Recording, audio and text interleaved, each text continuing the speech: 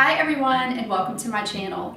In today's tutorial, I'm going to show you a very simple and low waste method of making your very own sourdough starter. You only need a couple of things in a few minutes a day, and in about 7 days, you'll be able to make a very delicious and nutritious loaf of sourdough bread. So, what do you need? Well, just a couple of things. You need a mixture of 50% whole wheat flour and 50% all-purpose flour. You also need water. You can use filtered water, or you can do what I do. I just take a jar, I fill it with water from my tap, I let it sit for an hour, then there's no chlorine and you don't have to worry about it killing the yeast in your starter.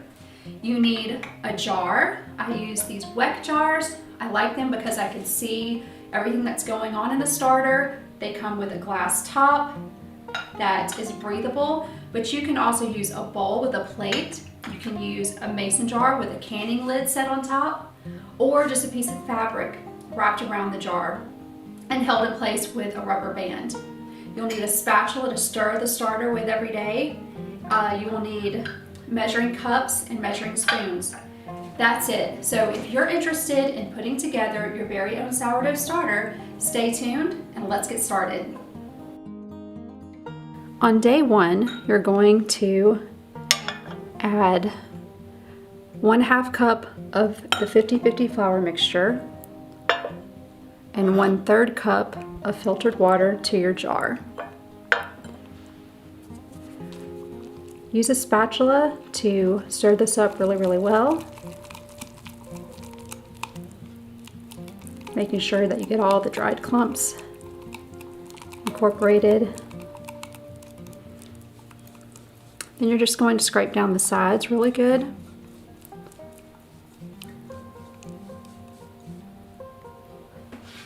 I like to take some water on a rag and just kind of clean up around the sides of the jar a little bit. Put the top on the jar and then let that sit for 24 hours. On day two, we're not going to add anything to the jar. You can see that there's hardly any bubbles. I see maybe one. So what we're going to do is just give it a little stir. This will just help incorporate some air into the mixture.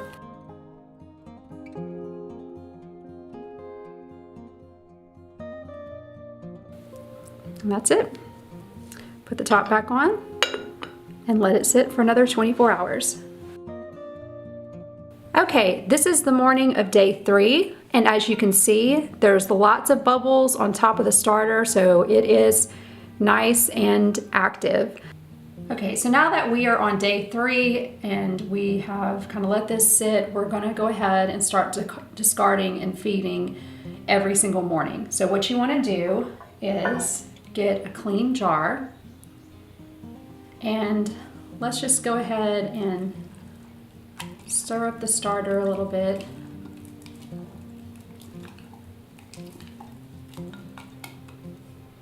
Then we're going to take 3 tablespoons of the starter and put it into the clean jar.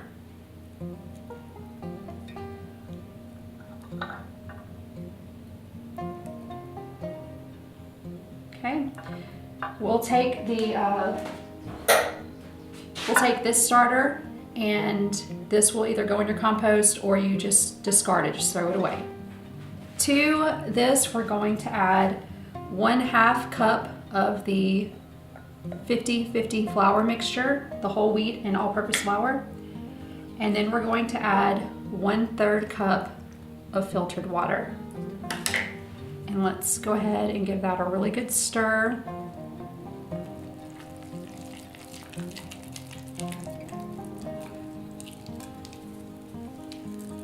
Just remember, you always want to make sure that you're really incorporating everything together really well.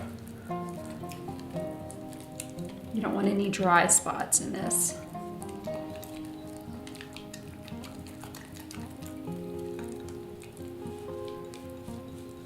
So now just scrape down all the sides with your spatula.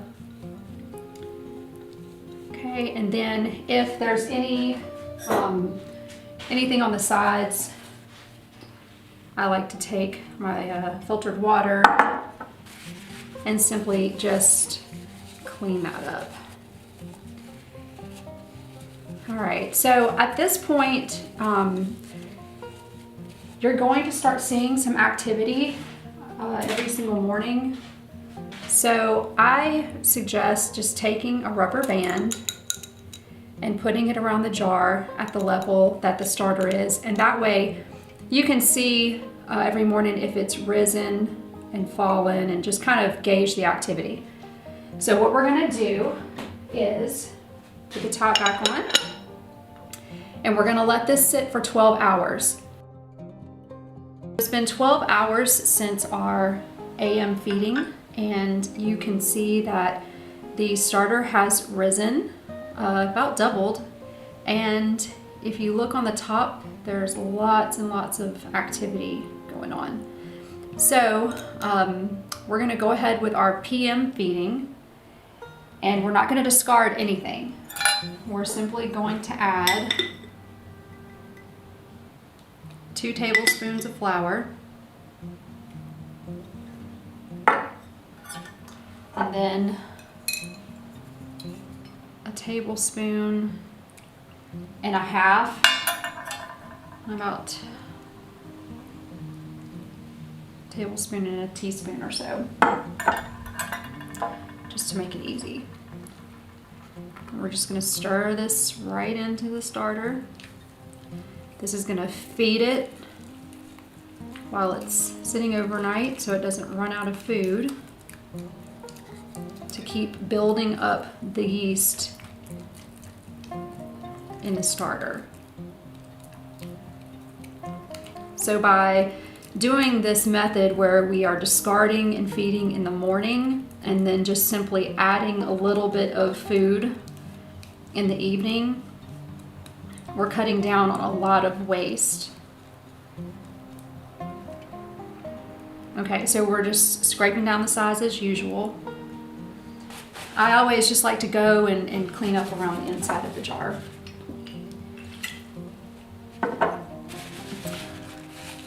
So, and then clean the rim, just make sure there's no gook. That's basically what you're doing. I just like to keep everything pretty clean. Okay, so we're going to put the top back on. I'm going to slide this little rubber band up just so I know where it started. All right, so we're just going to let this sit on the counter again, and I'll come back on day 4 and I'll let you see what it looks like on day 4 in the morning.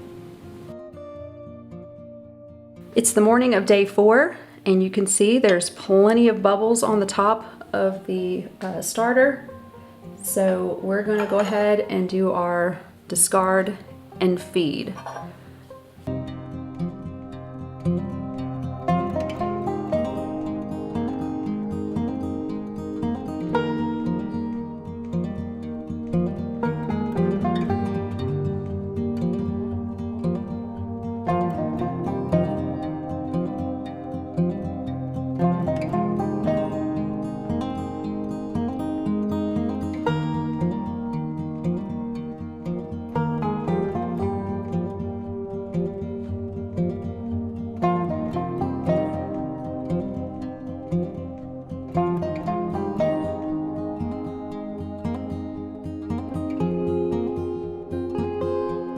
I'll see you in 12 hours for the PM feeding.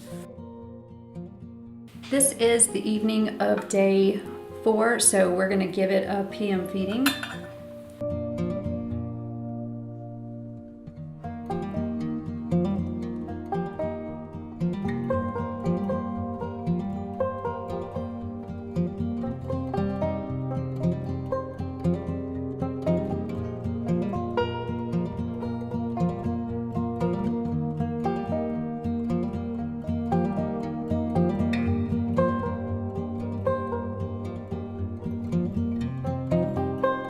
I'll show you what it looks like tomorrow morning.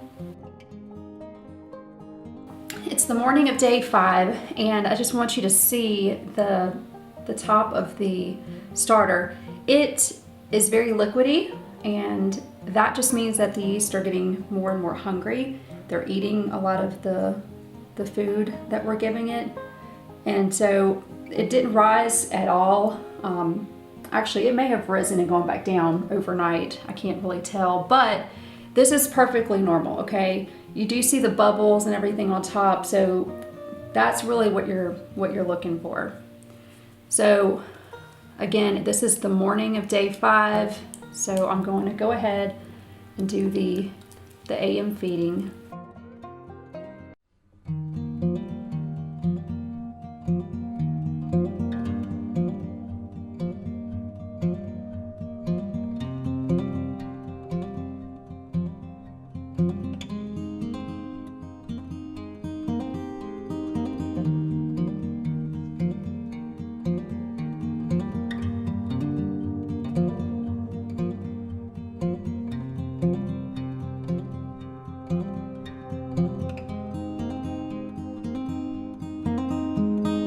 And we'll be back for the PM feeding in just a little bit.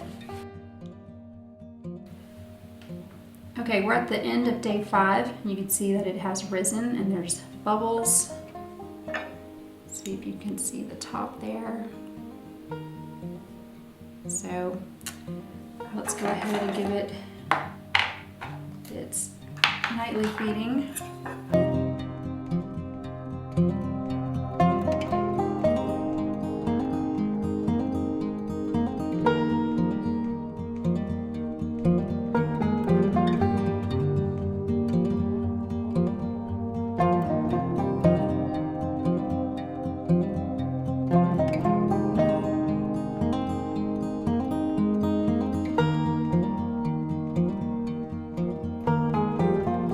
All right, you guys, it's the morning of day 6, and if you see on top lots of bubbles, it did rise overnight, and I'm not sure if you can see it right here in the back. There's this line.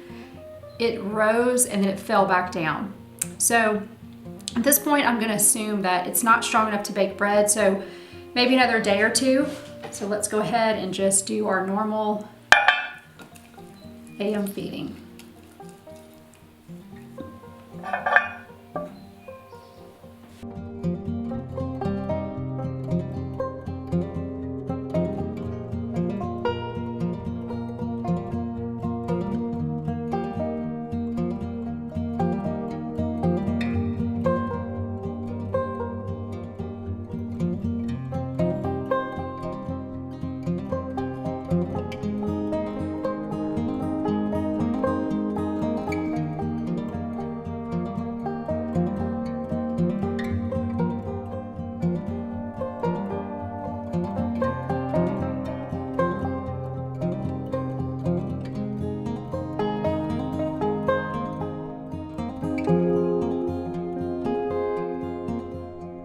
See you in 12 hours.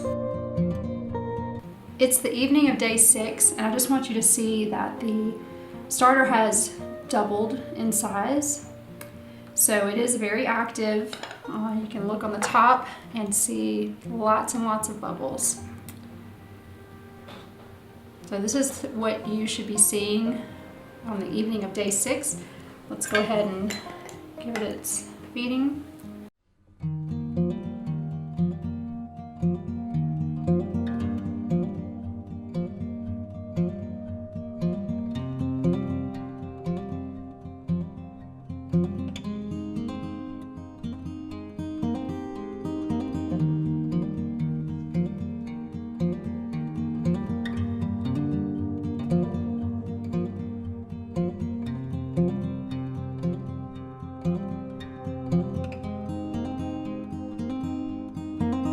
This is the morning of day 7. It rose and fell. So I'm gonna give it a morning feeding, and then in about 4 or 5 hours, we're gonna do a float test to see if this can actually be used to bake bread on the 7th day. So I'm gonna go ahead and discard and feed it with the normal AM feeding. It's been 4 hours since I have fed the starter on day 7 in the morning, so you can see it is doubled. So what I'm gonna do is what is called a float test, and that is where we take a small portion of the starter and put it into a bowl of warm water, or I'm not sorry, not warm water, a bowl of room temperature water. And if it floats, then it's ready to bake bread. And you can see the starter is floating. So I'm going to go ahead and use this starter in a loaf of bread, and I will show you the results.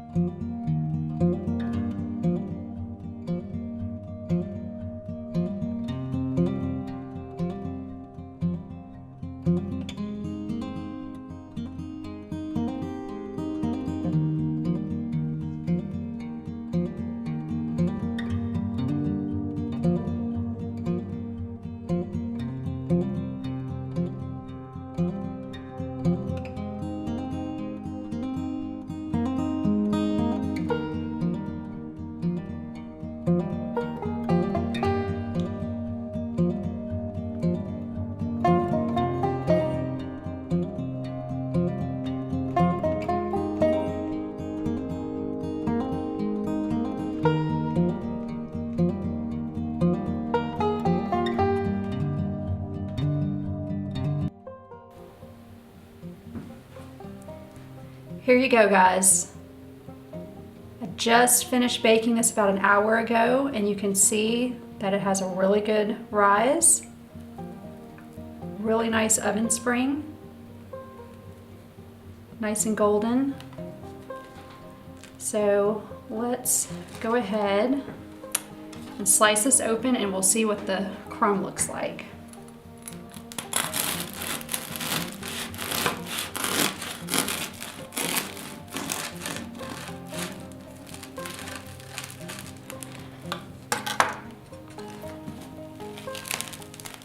And there you have it. It's possible to create a sourdough starter that will give you bread in about 7 to 8 days. So I really hope that you enjoyed this tutorial on how to make a sourdough starter. If you have any questions, just leave it in the comments below. I'm also going to be making a video on how to maintain your starter and how to make a basic loaf of sourdough bread. So if you enjoyed the video, like, subscribe, share with your friends, and I'll see you in the next video. Bye.